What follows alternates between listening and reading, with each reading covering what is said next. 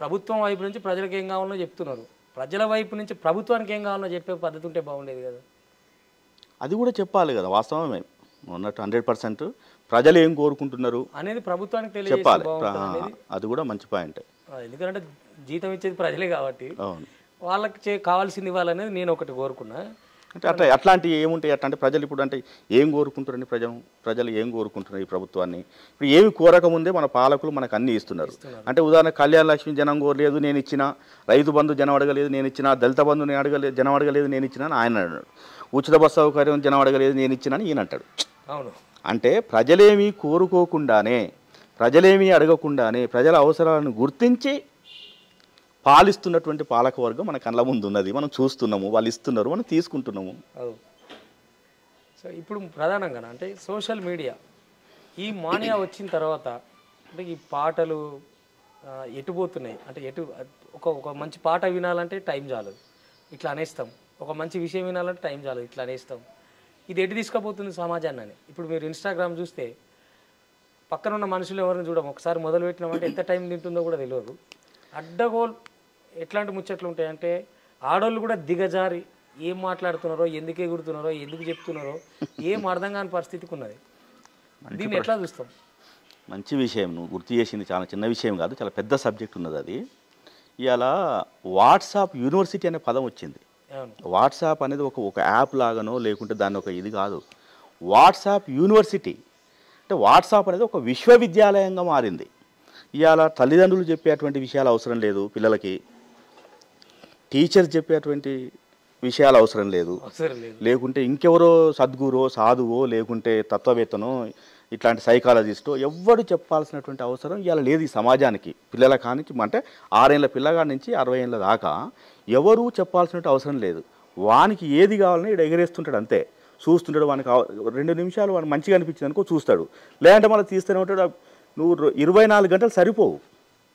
So ఈ స్థితిలో సమాజం ఉన్నది. ఇట్లాంటి సమాజానికి మనం ఏం చేయగలము?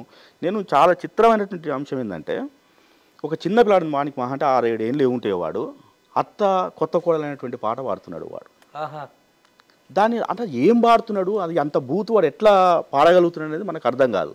ఒక 60 ఏళ్ళ ముసలావిడ హాయిరా హాయిరా హాయిరబ్బా అంటది. అరే ఏం పాడుతున్నారు, ఎట్లా అంటే ఈ సోషల్ మీడియా ఇన్ని రకాలైనటువంటి అంతెందుకు.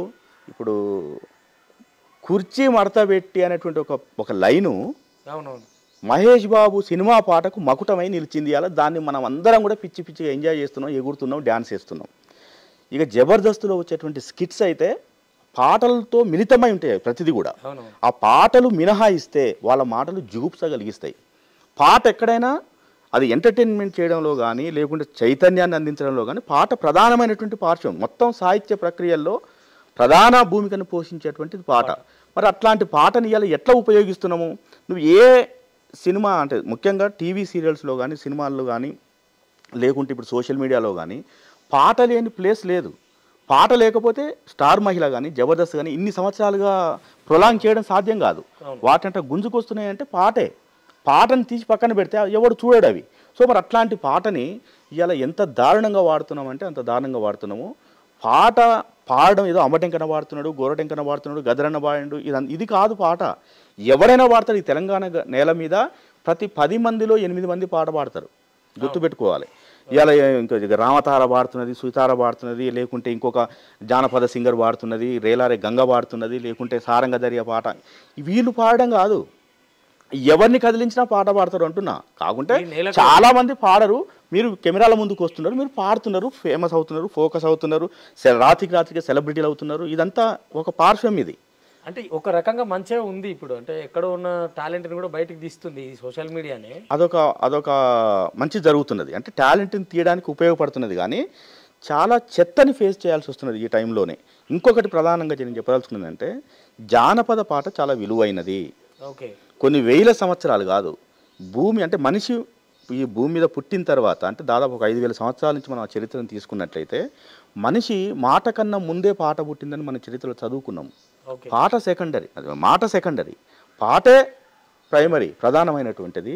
మొట్టమొదట పుట్టినటువంటి పాట అంటే ఎన్ని వేల సంవత్సరాలుగా ఈ పాట పాడుతూ వస్తుంటే మన తాతలు తాతల తాతలు అట్లా అంటే ఓ తరాల కొద్దిగా మనం ఆ పాట నిలబెట్టుకుంటూ వస్తున్నాము.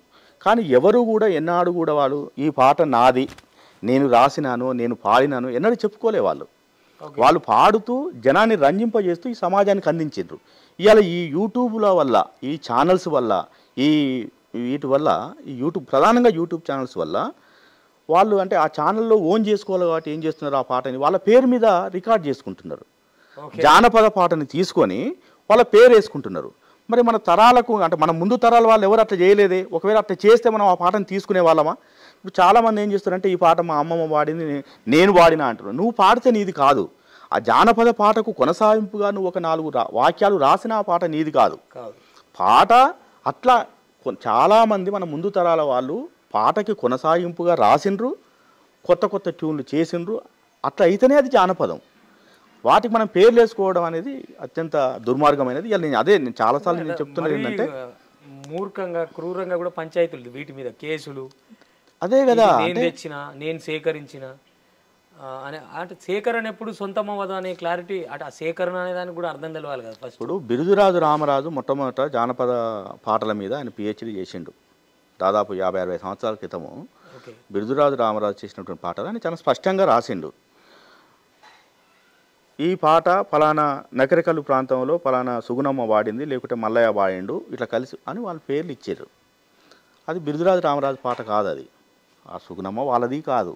ఆ ముందు వాళ్ళ ద్వారా ఆ పాట బయటకు వచ్చింది. అంత మాత్రాన నీ సొంతం కాదు అది. అవును. ఇప్పుడు ఒకే పాటని ఆ మధ్య మనం ఒక పాట మోహన్ బాబు తీసుకొచ్చిన వాళ్ళు ఒక పాట పాడింది. అది జంబలకిడి జారు మిఠాయ అనేటువంటి పాట. అది చాలా అంటే ఎక్కడో గోప్యంగా పాడుకోవాల్సినవి. మనకు మొదటి నుంచి ఉన్నాయి చాటువులు అనేది అంటాం వాటిని.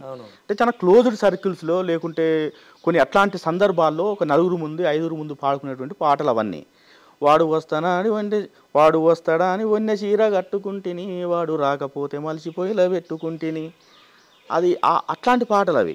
అంటే ఇప్పుడు జంబలకిడి జారు మిఠాయి కానీ ఆ తర్వాత సిల్క్ చీర ఓ రబ్బాయి అనేటువంటి ఆ సిల్క్ చీర కట్టుకుంటుని ఓ రబ్బాయి అనే పాట ఉంది కదా. అవి ఇప్పుడు ఇక్కడనేమో తెలంగాణ ప్రాంతంలో ఇట్లా ఉన్నది. అదే పాట వాడు వస్తాడా అని ఉన్న చీర కట్టుకుని రాకపోతే మలిసిపోయిలో పెట్టుకుంటుంది, నువ్వు వస్తావని రబ్బాయో. అంటే ప్రాంతం మారినప్పుడు దాని ట్యూన్ మారుతుంది, దాంట్లో ఉన్న పదాలు మారుతాయి. అట్లా పదాలు ఆ ప్రాంతం వాళ్ళు ఒక 4 పదాలు అక్కడ ఉన్నటువంటి స్థానిక పరిస్థితులకు అనుగుణంగా వాళ్ళు 4 పదాలు చేరుస్తారు, పాడుకుంటారు. అంతే వాళ్ళు సొంతం చేసుకోవాలి. ఇక్కడ ఈ ప్రాంతంలో ఉన్నటువంటి వాళ్ళు ఒక 4 పదాలు రాస్తారు, పాడతారు. ఏదో అక్కడ ఉన్నటువంటి వాళ్ళు వేదిక మీద అయితే వేదిక మీద, లేక రచ్చబండ కాడ, లేకుంటే నలుగురిలో ఫంక్షన్లో అట్లా సందర్భాన్ని బట్టి ఆశువుగా పాడిండ్రు, వదిలేసిండ్రు. అంతేగాని ఎవడు సొంతం చేసుకోవాలి. ఇలా సారంగధరగా పాట పాడిన వాళ్ళు సుద్దాల అశోక తేజ లాంటి వాళ్ళు ఆ పాటని వాళ్ళు కొనసాగింపు రాసి వాళ్ళ పేరు వేసుకోవడము, లేకుంటే ఇంకొక ఇట్లాంటి వాళ్ళు మరీ అంటే కొట్లాడి ఫైట్ చేసి ఇది మా అమ్మమ్మ వాడింది కాబట్టి నాదే, ఇది మా తాత తెచ్చింది కాబట్టి ఇది నాదే అని సహజంగా ఇప్పుడు సుద్దాల అశోక తేజ సినిమా పాటకు తన పేరు వేసుకున్నట్టే ఆ సాంప్రదాయం సినిమాల్లో ఉన్నది. సినారే కాలం నుంచి ఉన్నది. ఓ లచ్చ గుమ్మడి అనే పాట మకుటం తీసుకొని సినారే పాట రాసిండు, ఆయన తన పేరు వేసుకున్నాడు. అది వేరు. అంటే మకుటాలను తీసుకొని పాట రాసుకొని ఇప్పుడు నేను సైతం అని అన్న ఇంకొక రచయితది అది. ఇప్పుడు సారంగధర్య కానీ ఓలచ్చ గుమ్మడి కానీ వీళ్ళు కనిపెట్టిన పదాలు కావు అవి. ఇట్లాంటివి చాలా ఉన్నాయి అవన్నీ. అయినా కూడా సినారే కన్నా ముందు నుంచి కొసరాజు సముద్రాలు ఇట్లాంటి వాళ్ళు కూడా అప్పుడు వాళ్ళకి వేరే గత్యంతరం లేదు, జానపదాలు తప్ప. విప్లవోద్యమం మొత్తం విప్లవోద్యమంలో పుట్టిన పాటలన్నీ జానపద బాణీలే ఒకటి చెప్పాలంటే. సో అట్లా మరి జానపద బాణీలన్నీ విప్లవోద్యమంలోకి వచ్చినాయో విప్లవోద్యమ కవులు వాళ్ళు కూడా పాటకు పేరేసుకోలే. విప్లవోద్యమ కవులు వాళ్ళంతా ఒక టీముగా పెట్టుకొని శశిమిత్ర మండలను, జననాట్య మండలను ఇట్లాంటి పేర్లు పెట్టుకున్నారు తప్ప ఇది పలానా గద్దర్ రాసిండు, బి నరసింహరావు రాసిండని ఎక్కడ చెప్పలే వాళ్ళు. ఇవాళ పాటకు పేరు వేసుకునే సంప్రదాయం విప్లవ కవుల్లో కూడా లేదు. ఆ తర్వాత ఏమైపోయింది, పాటకు మేమెందుకు పేరు వేసుకోకూడదని చెప్పేసి వాళ్ళు పేర్లు వేసుకున్నారు. మరీ ఇప్పుడున్నటువంటి పరిస్థితుల్లో అయితే జానపద పాటల్ని యాజ్ ఇట్ ఈజ్గా తీసుకొని 1-2 పదాలు చేర్చి ఏదో ఒక దగ్గర రాగం గుంజి సొంతం చేసుకుంటున్నారు.